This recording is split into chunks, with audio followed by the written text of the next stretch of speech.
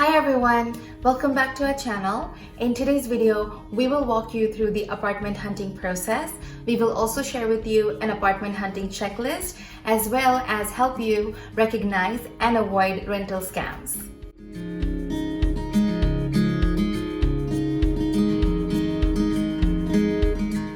Let's start off by showing you the apartment hunting process. So your first step would be looking for the apartments that interest you online.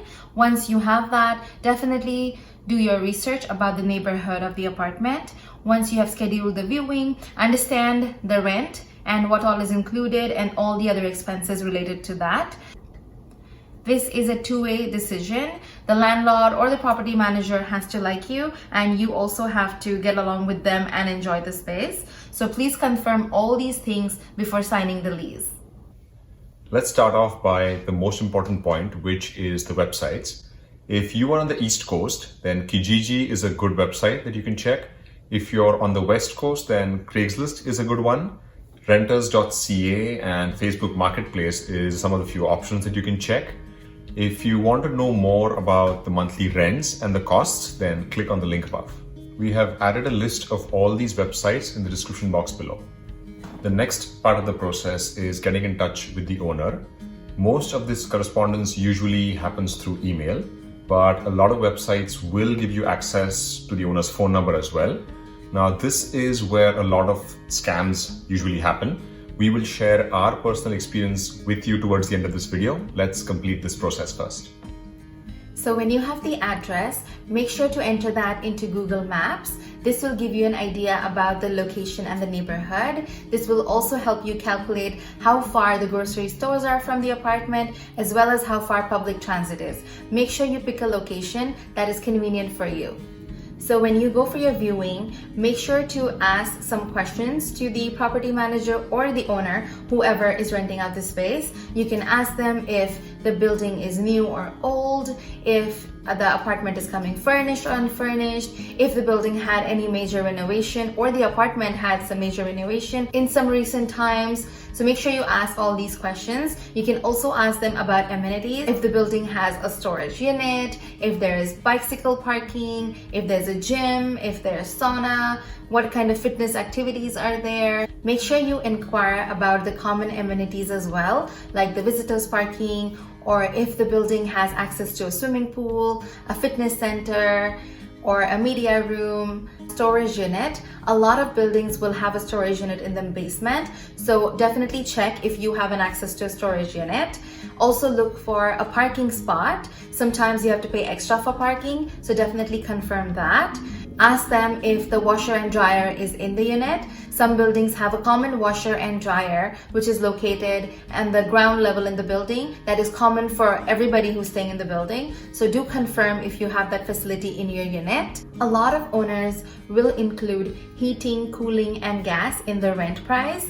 Usually, Wi-Fi, cable, hydro, which is electricity, is not included in the rent. So definitely confirm that. A lot of units unfortunately don't allow pets, so if you already have pets, this is something you should definitely check.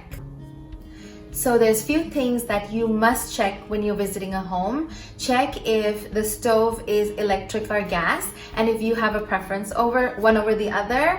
Definitely check the size of the refrigerator. A lot of new modern apartments here have tiny refrigerators, and unfortunately you need a lot of space in the refrigerator because everything comes in large packaging. So a lot of older units do not have a dishwasher, so definitely check that because a dishwasher is a lifesaver. Definitely check the orientation of the house. If the apartment is south facing, then it'll give you lots of natural sunlight in the morning, and usually when it's winters here, it is very dull and depressing, so you definitely need that natural light. We have a checklist that we usually carry along with us when we go to see apartments for renting.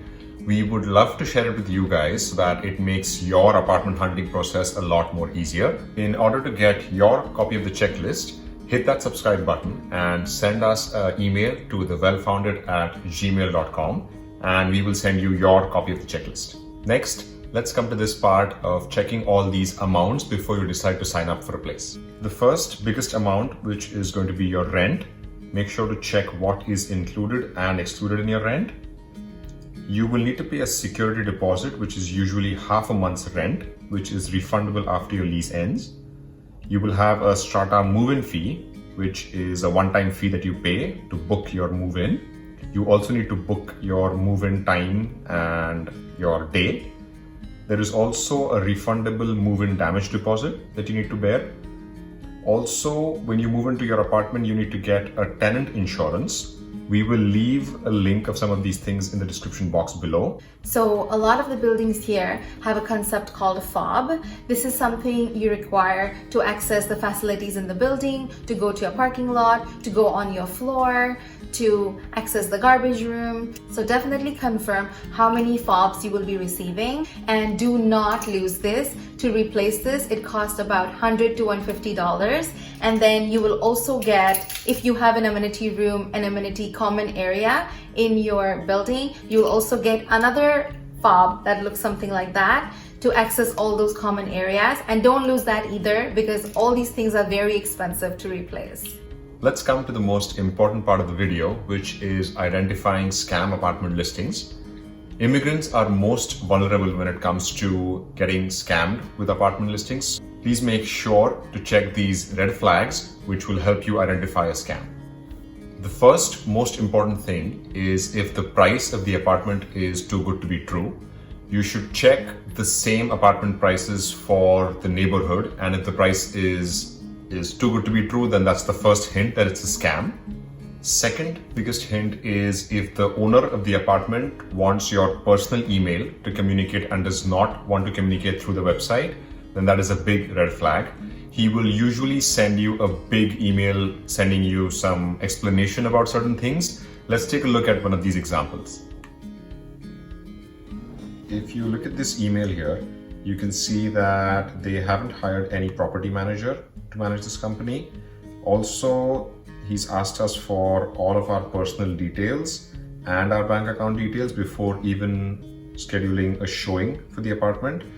And they give you all sorts of information saying that you could transfer funds to this address and then you should transfer your funds immediately. So make sure you don't sign up or fall for any of these scams. To conclude, make a detailed study of the neighborhood, be flexible with the size and location of your unit, and set your priorities right, and be really fast in making decisions because properties here go off the market overnight. I know you want to look your best on the renter's application, but please be as honest as you can while filling out these details, because maintaining a good relationship with your landlord is definitely going to help you in the long run. If you like this video, then hit the like button and don't forget to subscribe. Thanks for watching.